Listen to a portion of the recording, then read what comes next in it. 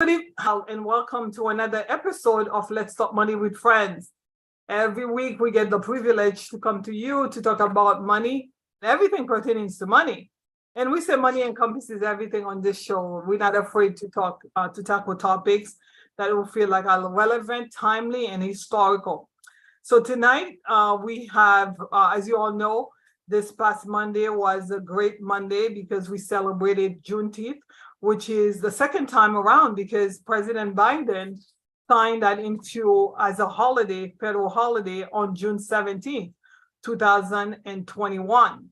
So this is our second year of celebration. And basically, for those of you who are not familiar, Juneteenth commemorates the emancipation of enslaved African American and celebrates the anniversary of the order by General Gordon Granger, proclaiming freedom for enslaved people in Texas on June 19, 1865.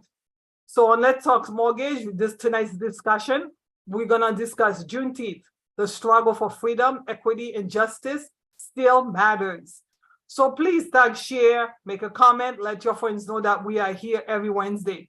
You know, last week I was saying to friends, and I also posted it, that we noticed that 95% of the people who are watching the show are not followers. We would like to encourage you to follow. We would like to encourage you to like the page, and we would like to encourage you to share it with your friends, because the information that we share on this Let's Talk Money with Friends page program, whether it's on LinkedIn, Facebook, YouTube, wherever you can find us, we definitely feel like it's important, relevant, and timely. So without further ado, I would like to welcome my guest who's on tonight. She's an amazing woman. I've met her, 5 years ago, and I've been learning so much from her. She's a former educator. And so without further ado, let me give Sister Paula an opportunity to introduce herself. And then we're gonna dive into this historic holiday and really to share some relevancy to how it is relevant to today's world, right? So Miss Paula, why don't you, Sister Paula, why don't you introduce yourself briefly to our audience? Sure. Hello, everyone. My name is Paula Gay, and I was born and raised here in Boston, Massachusetts. I'm 72 years old. I earned it, so I don't mind telling people my age. Wow. I'm a community activist. I've been a community activist ever since since my mother dragged me to walk with Martin Luther King when he was in Boston Commons in 1968. That was one of my very first beginnings of knowing about civil rights. However, as a little girl, I was an avid reader. And one of the books that we used to get was Jet magazine and Ebony magazine. And when I would see what was going on in the world, particularly with African Americans in the United States. And one of the papers that I did see was Jet magazine, which it showed Emmett Till, who was that man that was murdered in Mississippi. And that's really kind of speared my interest in what was going on in communities, and the Black community, African-American community. And then I related that to what my mother would do. My mother was an activist as well. So she would be out there protesting the police department and the municipal department, Boston, because they were pouring garbage in our community, which was Roxbury, and my mother and other women would be fighting against that. So that's how so really what spearheaded me to be being a community activist, my mother and what was happening during my time. Or what's happening today during our time. Right. Yeah, exactly. So I'm so glad you're here because I know you have a wealth of information. And I know, as I said earlier, it's a holiday. Everybody's celebrating. Monday, we saw many different posts. You and I were at a very exciting event in Roxbury to celebrate, commemorate that holiday. But at the end of the day, there's still some misinformation, right? And that's why we're here on Let's Talk Money with Friends, to educate the miseducated, right? So let's talk about the fact that the celebration is happening, but there's still, like, in terms of the misinformation, what would you like to share about the narrative of Juneteenth? Well, Juneteenth, we've known about it for a number of years. It is in history, in the history books. However, we never really recognized it until recently. There's so much history about enslavement in general. Correct. So the communication, I've learned over the years that people of African descent who were enslaved in America, they knew what was happening in other parts of the world because they were able to communicate with each other in various ways. Correct. So Juneteenth is, they make it as if it's a surprise, like, oh my God, we're free. But there's no way that our ancestors in Texas did not know that they were free. They Right. just were not told they were free. And clearly they were afraid to just run off the plantation. Africans had a way of communicating even during enslavement, African people. Yeah. So during that era, African people in the North, particularly, who did have some form of freedom, found a way to communicate to Africans all over the diaspora Right. through ships. When the African people were enslaved on boats, ships, with their so-called masters, they would be able to pass the word. Oh, Haiti won their freedom. Oh, Nat Turner had a rebellion. Oh, John Brown just had a rebellion. Oh, we just got free. So we had a way of communicating, and that's a proven fact. So Yeah. they made it into, like the Mighty Yeah. Mouse syndrome. The Mighty Mouse syndrome. I Yes. don't know if you've ever seen that movie when Mighty Mouse would be like, "Here I come to save the day." Yeah.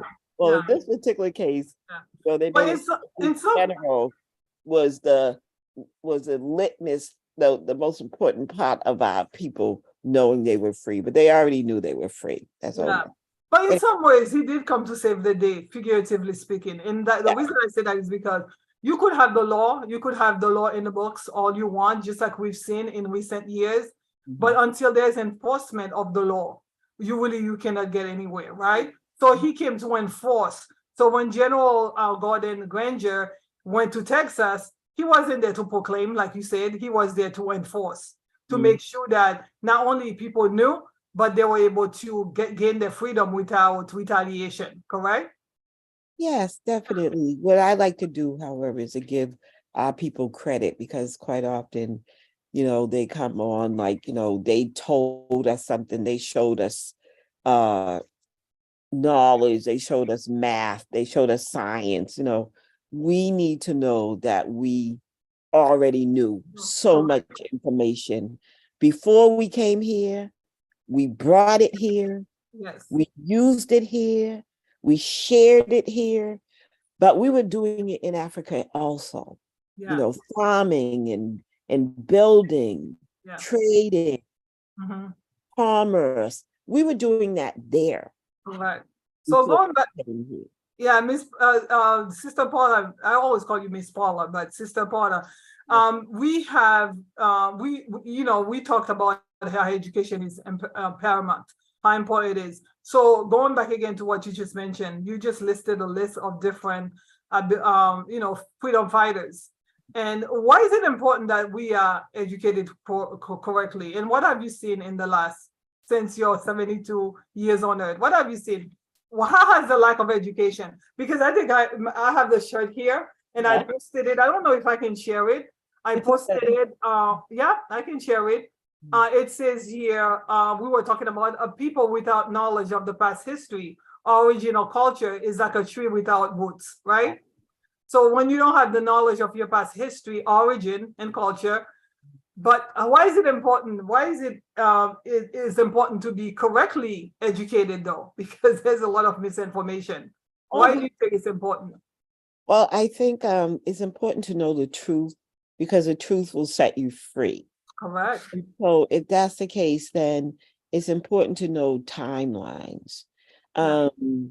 If we think that our history started here in America or in Haiti or in other parts of the world other than Africa, then we're going to begin our beginning in these places. So we would begin our beginning in America if we just thought our history began here. Our Right. history didn't begin here.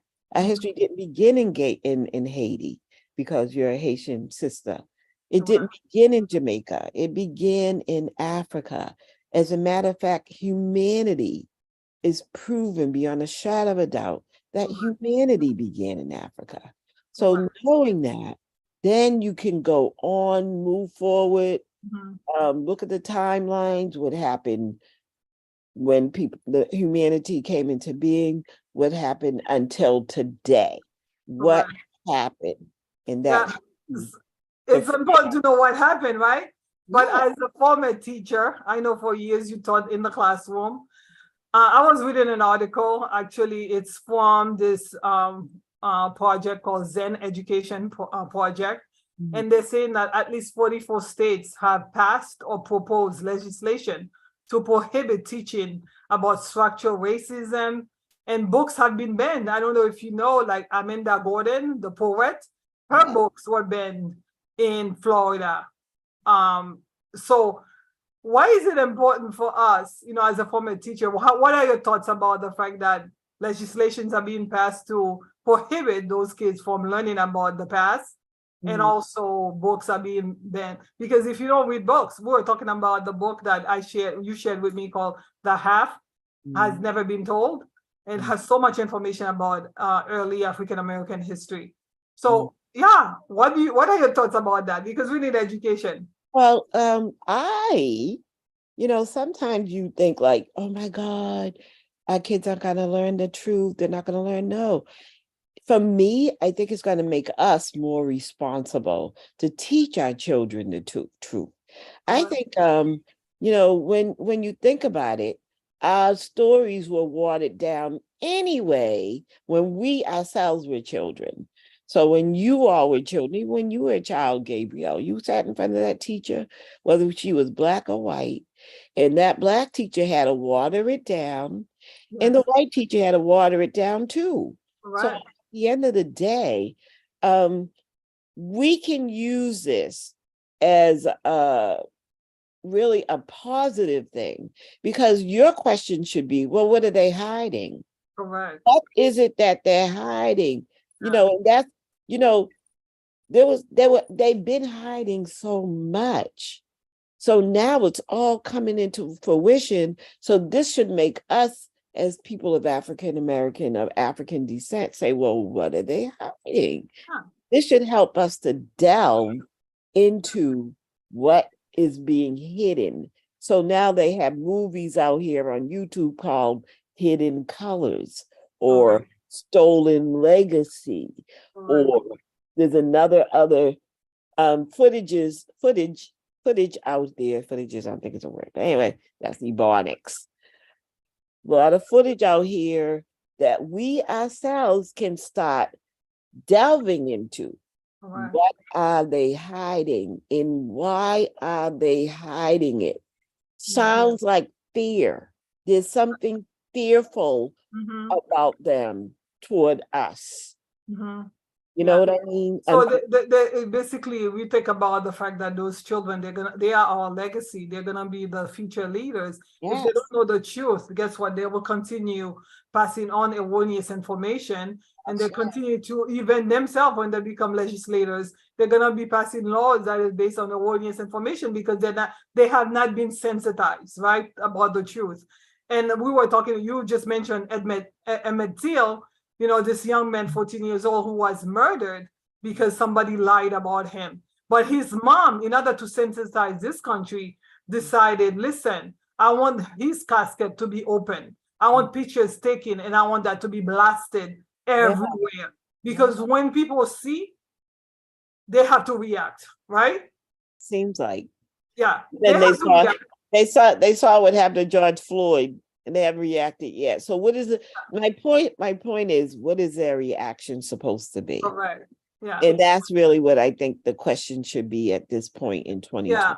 Maybe globally people haven't reacted collectively as a whole, but in terms of like, I think individuals were impacted because I know it impacted me. And I know another story we talked about, like this black man, the black enslaved man who ran away and he was captured and beaten. They call it Gordon, or the whipped Peter. Whipped Peter is online.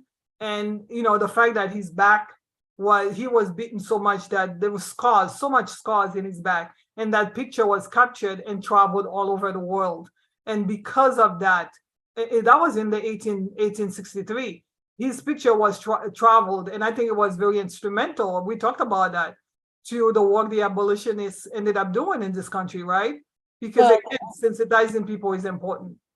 True, and also we have to also really also understand, Gabrielle, in my humble opinion, that we did a lot of rebelling against enslavement. And we did that through running away. We did that through fighting back. And of course, a number of insurrections really created a lot of fear. So I think, you know, there's stories that are not told, again, truth not being told, that there was a lot of fear also against enslaved Africans, that we rebelled, we poisoned people, we killed our masters, we killed people who were abusing us. So there was also a lot of fear of us, because one thing that did happen is when Haiti got their freedom, it really inspired African people all over, particularly in America, to also fight. There was a huge insurrection in New Orleans, for instance, after the Haitian Revolution. So they just didn't free us because they loved us. Quite, you know, there's another reason why we were freed too, and that was their fear of us also. Yeah, because they knew we were getting sick and tired. That too. The Emancipation of Declaration Proclamation had so many meanings, right? So many reasons why it happened. I know when I was studying history in school, it was to save the Union, because Abraham Lincoln had decided that if God would let that happen, he would free the slaves. So there's so many things that we could draw from this. But this, you know, we've talked about history a little bit. Let's talk about today. Today, you know, this is a holiday. Juneteenth is a holiday, and we get to celebrate. But what does that mean? Hey, we're free. But what does it really mean if we don't have economic equity or justice today? That's the answer to the question. That's the answer. That's the question. What does it mean? It means that there needs to be a recognition made, and people who were enslaved African people need reparations. So this is a new wave that's happening right now throughout America, is reparations. And this is why the CRT people are trying to stop this history from being revealed, because the truth sets everything free, and it gets people to start questioning the role, the promises that weren't kept, and the horrificness of enslavement. So another thing that's cropping up. Yeah, economic equity, because I know you and I, we've talked about the color of wealth, which was a study. I've shared that with folks here before, studied by the Federal Reserve, which found out that in the greater Boston area, the average net worth of a family is only $8 versus $247,000 $8 versus $247 for white families. And I know we had talked about, like, for those who are not familiar, again, that's why it's being hidden. But for those who are not familiar with structural or institutionalized racism, they might think, oh, it's because you haven't done enough. You haven't pulled yourself from your bootstrap. That's why you are at $8 net worth and others are $247,000. What do you say about that? I know you've shared your family's experience about the GI Bill and redlining. Right. My father was a veteran during World War II. He came home. He was what one called a merchant marine, and those merchant marines brought the ammunition to the war veterans, to the war, to the soldiers. So they sacrificed their lives on boats and ships to bring ammunition to the soldiers. They came back, that many of them were Black, and they came back and every person involved in World War II became a veteran, and Black men became veterans Yeah. after the war. But two things happened. The Merchant Marines were not given veteran benefits, Mhm. and Black soldiers in various states in the country were not given benefits. And that was because the federal government, it passed a veteran law for every veteran to get veterans benefits. But the states said not to Black men. Mm. So there were various states that did not allow Black men to get veterans benefits. And Right. then when you add that to redlining, which they created these ghettos, another racist policy of America, they created a ghetto in every major city, building projects that were very tall. And they would condense these veterans who migrated from the South. They condensed the veterans and their families into these cities. So every major city in America has these tall projects, New York, Chicago, Boston, so many. And I remember when we were little, we were able to live in those projects. And those projects were we were white and Black people, but the white men and their families were able to leave those projects, and next thing you know, all the projects all over in these major cities were just Black and brown people. And they were able to live because of the GI Bill and the economic, Exactly. just the economic opportunities, Yeah. access. We said access, not so much opportunities that they had. But like for recent decades, like in 2008, we know that for you and me, familiar with the housing crisis here in Boston, 2008, the majority, disproportionately, the majorities of the families who lost their homes because, again, the law was that you would give people an opportunity to refinance or to restructure their Mhm. loans through loan modification. But the majorities of the families who got denied for a loan modification were not white families, they were Black families. So I know Yeah. personally people who lost their homes because they were lied to. I refer to it as equity thefts. Do you refer to it as equity thefts? Yes, it will be. It is equity theft because, again, another label, another racist label is either redlining, is either just plain discrimination, clearly. I mean, but there's these little things that they do to us. I mean, just to keep us down financially, you know, being evicted, like we talked about, it messes with your credit. Correct. And now you can't get a good job. What's wrong with your credit? Oh, you were evicted? Okay. So now your credit is bad. You can't get a loan. So It's cyclical. Racism is a mess. That's all I got to say. And it's very targeted.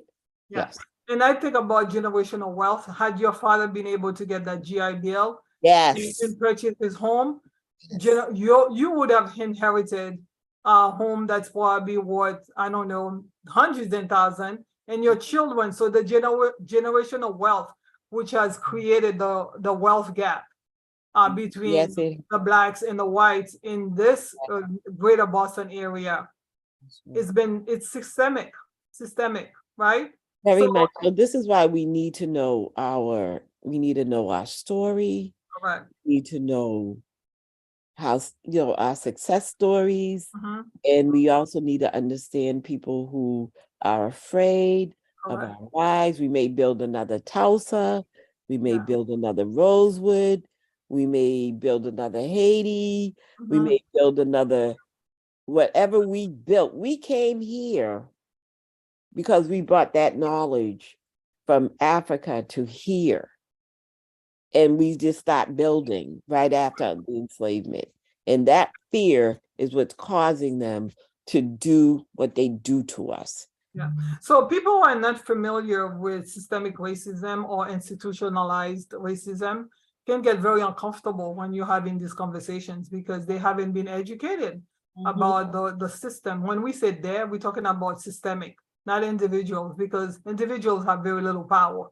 It takes our entire system to abuse and pulverize people, basically. Yes. Because the pulverization of what happened, divide, conquer. That's what's happening. So if a holiday is not enough, and if we're not getting, so what would be enough in your opinion? Reparations. We need repair. That's 40 acres. That's 40 acres and a mule. You want that? Yes. Repair. But we don't have an agrarian culture anymore. What would the 40 acre and a mule means today? Well, it's just the translating that into what would it be worth today? Correct. So a family, what would it be worth today if they were given 40 acres? And they came up with, trillions of dollars, but the Jewish community they got reparations.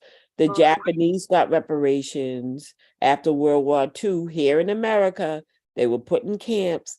Every last one of them got $20,000 when they left. And that was back in the 40s. $20,000 in the 40s was probably worth maybe $150,000 today. That was a down payment on a house. Right. So look at where they got wealth. The Japanese got wealth here in America. The land grab of President Roosevelt, when he became president, he gave the immigrants from Europe only, land. And Martin Luther King talks about that. Yeah. They gave land, okay? And that but our check came back insufficient fund. Insufficient. Exactly. I used to work in banking, and whenever you saw a check coming back insufficient, you're like, whoa, what happened? But we know there's plenty in the banks of America.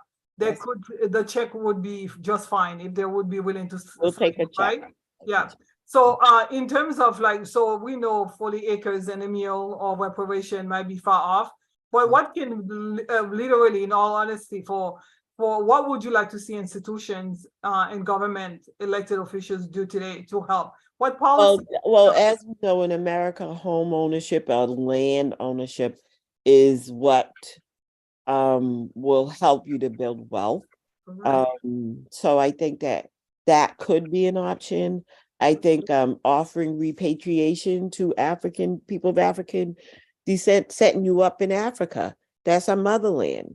Set us up over there. I don't want to stay here and be abused. Me personally. But the other people want to. But your husband is over there, so of course. He's already there. That's true. We already are doing stuff. You have African already. Your husband is there finally. So but we need to have choices. That's my issue. We need choices. We can stay here, or we can stay wherever we go. We need to have money. We need money. We need money, and I know you have to go, Sister Paula, but I just also want to mention that equitable opportunities is important. Access, equal access, equitable access, I should say, should be given to everyone. And there are laws and policies that we, as community leaders, been working on. Community activists in Boston and throughout the country, folks are working on in order to make this country a better place. Because it's one thing to have a holiday, but it's another thing to back it up. And the way you back it up is having policies and really helping families to move forward economically, because without economic justice, what's the point, right? What's the point? So, but finally, I would like to ask you, in terms of individuals, right? What can we do as individuals? Because you mentioned education is power, educating ourselves, but there are so many different organizations in Boston that are looking for help. Why is it important for someone who's interested in social justice or economic justice, or just like the freedom to really participate and be part of community? And whether you're white or black, how is it different whether you're white or black? We have to get involved. We need to make sure our voices are heard. No matter what, we need to, if you're white, you need to make sure that this country is treating everybody fairly. If you're Correct. Black, you need to make sure that we're being treated fairly. Yeah. And everyone, we know for a fact you're white. You don't have to deal with any of the issues that we have to deal with in terms of racism. So therefore, you have a much more responsibility to Correct. make sure that we get what people who have been mistreated for hundreds of years get what they deserve. That's your job. Okay. Yeah. For So I us, think, we need to fight for what is right and let the political people and everyone know that we need justice and yeah. we demand justice. Correct. And I Yeah. think I think about the, white friends that I have, especially those who are wealthy, they have a Mhm. responsibility to give back. That's right. I know of organizations like UGMA in Boston, Mhm. BII. We have like so many philanthropic organizations that are doing great things in the Black and brown community. And if you are someone who is an ally is someone who's not Black, who is really concerned about what's happening to Black and brown people. And Mhm. they really take a vote. They vote with their dollars. So Mhm. investing in our businesses, giving back to nonprofit organizations that are doing great work is so important. So supporting Black businesses is very important, whether you're white or Black. It's Mhm. very important to do that because, again, going back to systemic racism, a Black person will have a great idea, lofty idea, a great business plan. I worked in banking for 10 years and I saw SBA loan being denied. Those SBA loans were being denied, not because the person didn't have a vision that made sense, that was profitable. It was being denied because of systemic racism. It's been proven, it's been studied, we all know it. So that's why organizations that are loaning money, lending money to Black and brown businesses in the community, you ought to support. Impact investing, social capital, be a social capitalist, right? Mhm. I'm reading this book called Conscious Capitalist. The Okay. best way to be a conscious capitalist is to give back to communities, especially those disenfranchised communities that are looking for help, right? Mm. Any last word before we close tonight? Because I know you have to go. I have to go in another Zoom meeting. Other than fight the power. Yeah, Okay, we gotta fight. I mean, at the end of the day, and when I say fight, I don't mean get guns, but I do mean that we got to get out and there, get our voices heard. We yeah, got to learn our history. correct, We got to use these great, great people, hidden colors. I would correct, recommend all of those YouTube footages right now, hidden colors. I yeah, would recommend the authors that are in those movies, in that documentaries in Hidden Colors. They're very knowledgeable. They've been around the world.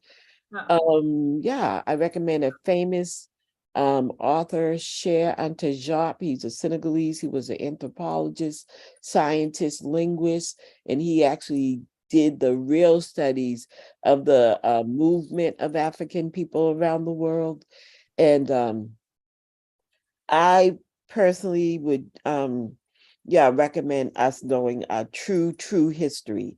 So this may be a good thing that they're not teaching the half lies, half truths in yeah. school, that we The, ourselves create educational institutions, use our churches and anything else, any other type of building, and educate our children like the Jews do, like the Asians do. Black people of African descent have to start educating their children and opening schools for their children. yeah, educate yourself so that you can educate your children. Again, So, going back to the book that I'm very passionate about, The Half Has Never Been Told, slavery yes, and the making of the American capitalism. It's very yes. important. It's by Edward Baptist. It's a great book. It's a thick book, but it's a great book. It really gives you a comprehensive help you to comprehensive understand Yes, the system here and how it started and how you have rights and that you really have every right to stand up and say, it's my time. It's my time. So that's this show today is about, yes, Juneteenth is a holiday. We went celebrating on Monday. It was fun to be around people, to get a little bit of education and have a little bit of fun. But until we have real freedom, equity, and justice in this country, it really doesn't mean anything. And who's responsible for that? We all are. You are, I am. well, Blacks are, everybody is responsible for that. It's not somebody else's responsibility to really empower ourselves and educate us. I love that song. I was born by the river in the yes, Tim Cook, right? it's Sam Cooke, Like exactly. the river, I've been And running he was, ever guess what? since. He was a Yeah, fighter. I'm coming, but change is gonna come. It Change might is take gonna another come. 100 years, right? I say It might take another 100 years. We don't know. It's we're depending gonna on how make it. much we wanna work for it. But again, until we are free, nobody's free. That's Change will come. Yes, it will. So yeah. please tag, share, make a comment. Let your friends know that we are here on Let's Talk Money with Friends every Wednesday to share information that are relevant, timely, and historical, right? I say About money, because money encompasses everything. yeah. Until you know the truth, you will never know why some people are in total destitution. All the, Some people are not. Okay. So please, like, thank share, make a comment. Thank you so much, Sister Paula, for being welcome, on my the show. darling. You're You are welcome. awesome, young You lady. too, honey. You too. At the rightful age of 27, reverse. Thank you Yes, so much. you God look bless you all. Have